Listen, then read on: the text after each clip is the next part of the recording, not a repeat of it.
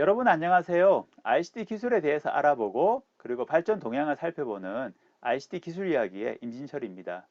오늘은 여러분들하고 같이 AI 인공지능에 대해 가지고서 좀 얘기를 좀 나누고 싶습니다.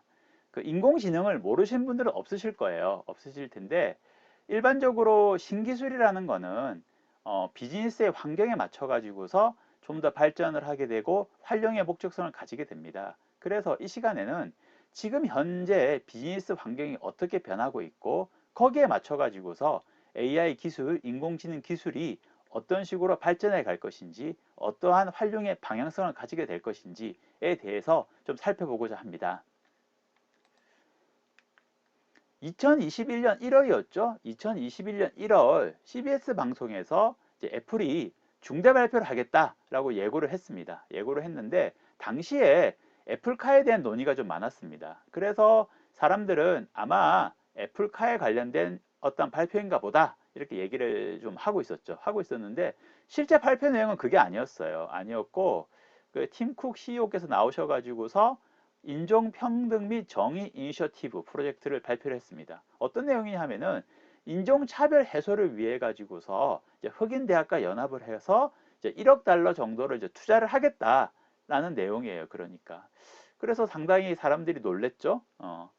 그리고 CES 2021에서 이제 마이크로소프트의 사장이신 이제 브래드 스미스 이분이 나오셔가지고서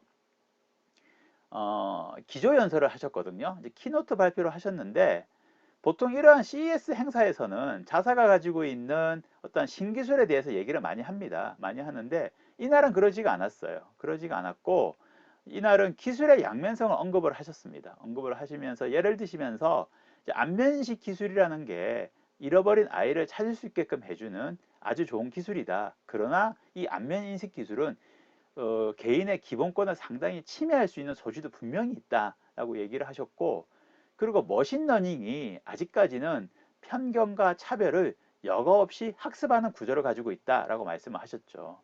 그러시면서 기술 기업은 스스로 책임을 가지고서 이러한 기술들을 적절하게 통제를 해야 된다라고 주장을 하셨습니다. 그러면서 이제 유명한 말을 남기시면서 이제 매듭을 지으셨는데 기술은 양심이 없다. 그러나 우리는 있다. 우리가 할 수 있다. 우리가 해야 된다. 라는 이제 이러한 어떠한 결론적인 말을 이제 끝맺음으로 하시게 되었던 거죠. 그럼 여기서 한 가지 이제 질문 드리고 싶은 게 이제 애플도 그렇고 마이크로소프트도 그렇고 왜 이러한 글로벌 빅테크 기업들이 이제 이러한 행동을 하고 있을까요? 그거는 최근 변화하는 비즈니스 환경을 이제 반영하기 때문입니다. 지금까지는 어땠습니까? 지금까지는 재무 지표가 뛰어나거나 아니면은 그 기업이 가지고 있는 기술의 가치가 상당히 높다라고 하면은 투자자들이 그 기업을 우량 기업으로 판단을 하고서 투자를 많이 했죠. 많이 하는 어떤 구조를 가지고 있었습니다.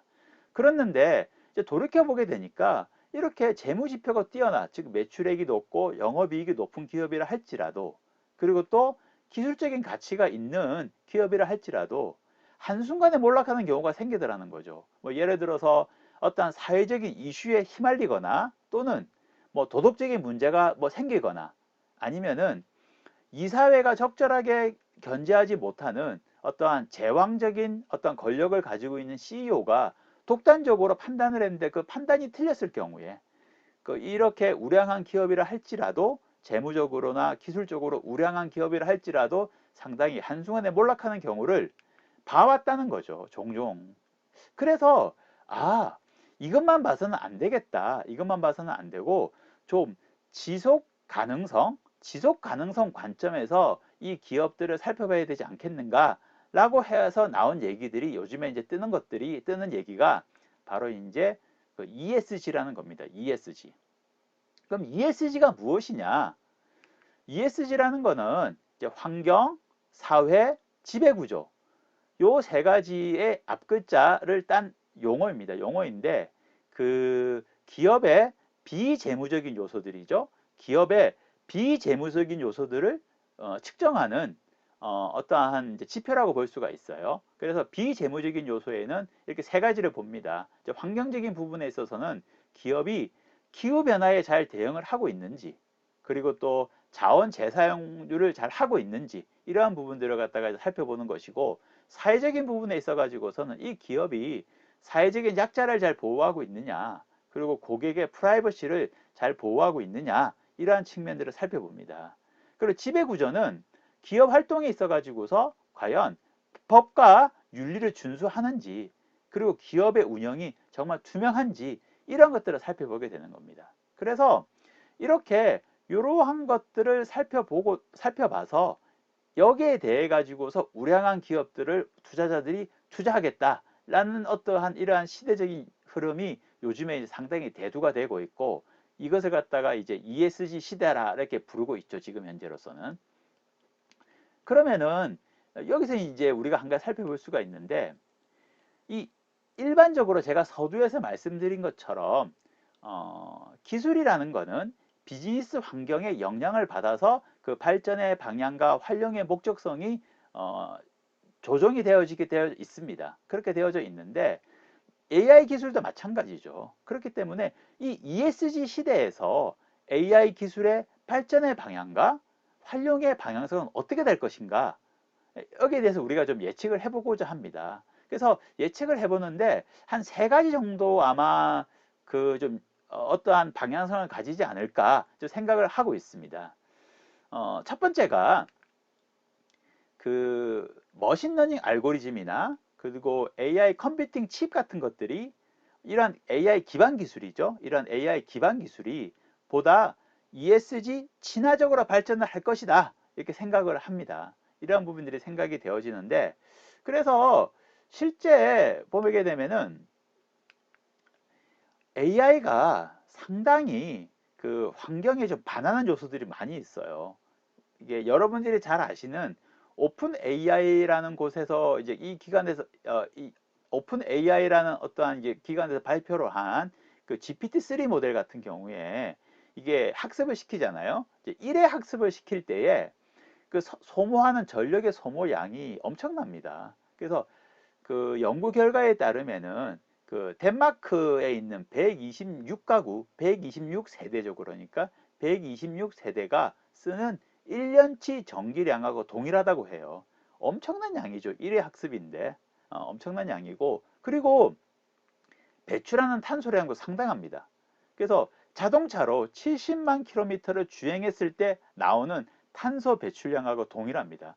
그래서 상당히 반환경적이죠. 그러니까 이런 어떠한 문제점을 가지고 있고, 그리고 또 하나 이제 그 유명한 사건인데 그 로버트 윌리엄스 사건이에요. 요거는 2020년 1월 달에 그 디트로이트 경찰이 이 로버트 윌리엄스를 절도죄로 체포를 합니다. 체포를 했는데 어떻게 해서 체포를 했냐면은 이제 그 매장에 그 가게에 절도범이 들어가지고서 물건을 훔쳐갔는데 그 모습을 CCTV가 촬영을 한 거죠. CCTV가 촬영을 했고, 그 CCTV에 나와 있는 어떠한 모습과 그 다음에 이제 로버트 윌리엄스의 운전면허증 사진을 비교를 해보니까, 아, CCTV에 있는 범인이 바로 로버트 윌리엄스야 라고 AI가 결과를 나타낸 거예요.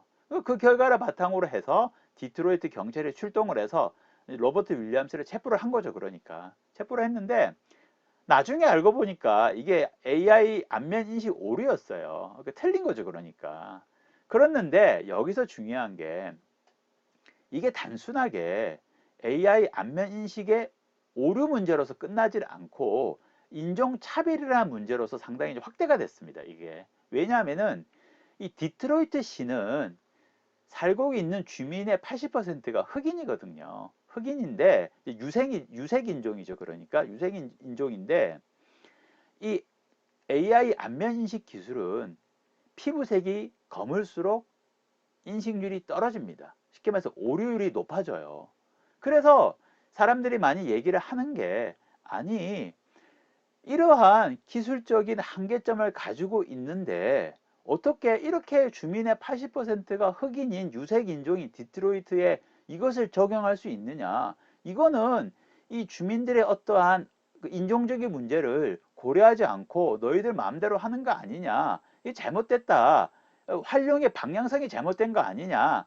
라는 어떠한 이제 챌린지들이 이렇게 나오게 된 거죠. 그러니까. 그래서 이 부분에 대해 가지고서 로버트 윌리엄스 씨라든지 그 외 다른 시민단체에서도 AI 안면 인식 기술을 사용하면 안 된다, 제한해야 된다라는 어떠한 그 요구들이 상당히 지금 강하게 나오고 있어요. 이러한 부분들이. 자, 이러한 문제들이 있는 상황인데 그렇다면은 뭔가 이 상황 속에서 AI 기술이 어떻게 그러면은 뭐 방향을 가지게 될 것인가. 그래서 그 방향성에 대해서 좀 살펴보도록 하겠습니다. 먼저 그린 AI가 좀 대두가 되고 있어요. 이제 그린 AI라는 거는 2019년 미국의 앨런 인스티튜트라는 곳에서 발표한 논문에서 나온 첫 개념인데 이거는 AI 기반 기술이죠. AI 기반 기술 자체가 알고리즘이라든지 칩이 상당히 환경 친화적이어야 된다. 그러면서 이 AI 기술은 반드시 환경 이슈를 해결하고자 노력해야 되고 다루어야 된다라는 내용이에요. 그러니까 요지가 이렇습니다. 요지가 이렇고 이러한 활동에 발맞춰 가지고서 실제 어떠한 액션들이 일어나고 있어요. 일어나고 있는데 그래서 저전력 AI 컴퓨팅 칩을 갖다 개발하고자 하는 노력이라든지 그 다음에 머신러닝의 알고리즘이 보다 친환경적으로 돌아갈 수 있게끔 하는 어떠한 활동이라든지 이런 것들이 일어나고 있죠. 예전하고 좀 달라진 모습이죠. 예전에는 이러한 환경적인 어떠한 것에 맞춘다기보다는 효율성, 어떻게 하면은 좀 더 학습의 효과를 높일 것인가 라는 부분 쪽에서 알고리즘을 갖다가 고민을 하고 그런 식으로 우리가 접근을 했었는데 이제 그거 외에 거기에 플러스 해가지고서 친그린, 친환경적인 요소까지 가져야 되는 모습으로서 발전의 방향성이 조금 조정이 되고 있는 이러한 상태인 거죠. 그러니까. 그리고 두 번째가 이제 AI 기반의 안면 인식을 사용하는 부분입니다. 사용하는 부분에 있어서 이제 약간의 방향성이 조정이 되는 부분이 좀 있어요. 그래서 아마존하고 이제 마이크로소프트, IBM이 그동안에 이제 경찰 쪽에 안면 인식 소프트웨어를 제공을 하고 있었거든요. 근데 이 세 군데에서 발표를 했죠. 우리는 더 이상 경찰의 안면 인식 소프트웨어를 제공하지 않겠다라고 이제 발표를 했고, 그리고 미국 내에서 이제 안면 인식을 갖다가 금지하는 또는 제한하는 법과 규제들이 하나둘씩 나오고 있습니다. 대표적인 게 이제 포틀랜드시에서는 식당하고 공공장소에서는 안면 인식 기술을 써서는 안 된다라는 법안이 발표가 되어지고 실제 시의회를 통과를 했습니다. 통과를 했기 때문에 적용된 상태인 거죠. 지금 적용된 상태인 거고, 그리고 또 하나가 그 이제 미 연방 상원에서도 이제 법이 하나 발의가 됐죠. 법이 하나 발의가 됐는데 이제 안면 인식 및 생체 기술 사용 유예에 대한 법안입니다. 이 부분이 바로 이 법안이 발의가 돼 가지고서 현재 논의 중에 있습니다. 이것처럼 이러한 AI 기술의 발전의 방향성과 활용의 방향성이 ESG로 인해 가지고서 영향을 받아서 어느 정도 조정이 되어지고 보다 친 ESG적으로 가는 모습들을 우리가 이렇게 좀 살펴볼 수가 있을 것 같아요. 두 번째는 이제 상대적으로 관심이 적었던 영역에서 AI 기술을 활용을 하지 않겠는가라는 이런 예측을 좀 해볼 수가 있습니다. 그래서 지금 보고 계시는 이게 그 농업용 자율주행 차량이거든요. 자율주행 차량인데 그 농업 종사자들이 상당히 고령화되고 있습니다. 그렇기 때문에 실제 농업 종사자들을 위해서 자율주행 차량이 필요합니다. 필요한데 일반적인 자율주행 차량은 어떻습니까? 대부분 다 사람을 태우고 그 사람을 갖다가 이렇게 서비스해주는 이제 그러한 어떠한 차량에 집중이 되어져 있죠. 집중이 되어져 있는데, 근데 이제 엔비디아가 바로 이 농업용 자율주행 차량에 이제 뛰어든 거죠. 그러니까. 그래서 엔비디아는 AI 컴퓨팅 장치인 이 제슨 AGX 자이버라는 걸 만들었습니다. 만들어 가지고서 이것을 기반으로 그 농업용 자율주행 차량을 만들었고, 그리고 또한 이제 이것을 위한 개발 플랫폼, 로봇 개발 플랫폼인 이삭이라는 걸 개발을 했어요. 이삭이라는 걸 개발을 해가지고서 오픈을 했죠. 그래서 이 모습을 보면서 이거는 정말 ESG라는 어떤 시대적인 요구, 그리고 이제 틈새 시장이라는 마케팅적인 측면, 그리고 엔비디아가 가지고 있는 어떠한 기술적인 역량, 이것이 잘 결합되어진 어떤 좋은 비즈니스 모델이 아닌가, 이렇게 생각이 좀 듭니다. 생각이 들고, 그리고 이 ESG 시대에서 우리가 새로운 비즈니스의 어떠한 그 가능성을 찾아낼 수 있는 좋은 롤 모델이 아니겠는가, 이런 좀 생각을 해봤던 사례가라고 좀 말할 수가 있습니다. 마지막으로 세 번째는 ESG로 인해 가지고서 좀 새로운 그 AI 기술의 활용 영역이 대두가 되지 않겠는가라고 좀 생각을 해볼 수가 있습니다. 요거는 어떤 거냐 하면은 지금 이제 ESG라는 것이 투자자들이 그 기업의 ESG 평점을 보고서 이 기업의 ESG가 이 정도 되는구나. 그래서 내가 투자에 좀 할 것인가 말 것인가를 좀 참조하는 지표로서 좀 쓰고 있거든요. ESG 평점을. 그렇다면은 어딘가에서는 분명히 ESG 평점을 산출을 해야 돼요. 산출을 해야 되는데, 그래서 이제 대부분 산출하는 방식이 그 빅데이터와 AI 기술을 활용을 해가지고서 이제 ESG의 평점을 산출하는 어떤 이러한 부분들이 현재 대두가 되었죠. 그러니까. 그래서 뭐 현재는 이제 ESG로 인해서 어떠한 AI의 새로운 영역이라고 할 수 있는 게 평점 산출이라는 상당히 한정적인 부분이지만은, 뭐 이것을 기반으로 해서, 이것을 시작으로 해서 ESG가 좀 더 각광을 받고 어떤 우리의 비즈니스 환경으로서 성수가 될수록 새로운 어떤 활용의 영역들이 계속해서 등장을 하지 않겠는가, 이렇게 좀 생각을 해볼 수가 있을 것 같습니다. 예, 오늘 이렇게 ESG라는 것이 핫하게 뜨고 있는 상황 속에서 AI 기술의 발전의 모습과 활용의 방향성이 어떤 식으로 될지 한번 예측해 보는 시간을 좀 가지게 되었습니다. 오늘 준비한 영상은 여기까지고요. 다음 시간에는 또 다른 영상으로서 여러분들과 찾아뵙도록 하겠습니다. 감사합니다.